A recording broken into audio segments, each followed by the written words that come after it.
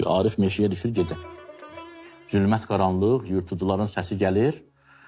Bu qorxu da pis şeydə görür ki, ürəyim partlayacaq qorxudan. Neyniyim deyir ki, ən yaxşısı budur ki, indi ki əlimdən bir iş gəlmir. Deyir, Allaha təvəkkül edəcək. Allaha təvəkkül gedir, görür ki, xoruz banının səsi gəlir.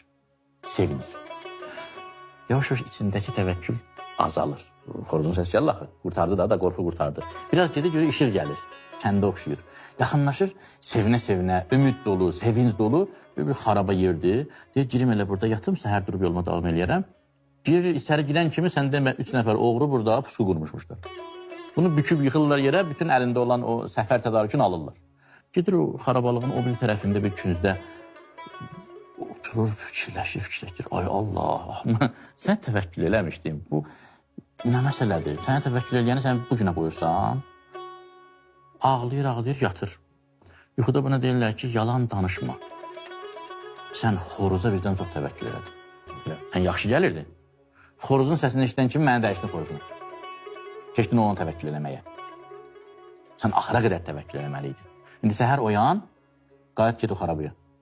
Ayılır, görür səhərdir, namazında oturur, gəlir xarabaya, görür canavar 3 oğrunun üstündə parçalayıb, bunun var dövlətdə qalıb orada, götürür var dövlətini, getir.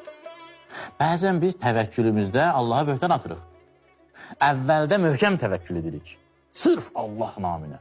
Biraz gedən kimi Allah ki göndərir bəzi səbəbləri, müsəbbibi unuduruq, başlayırıq səbəblərə diqqət yetirməyə.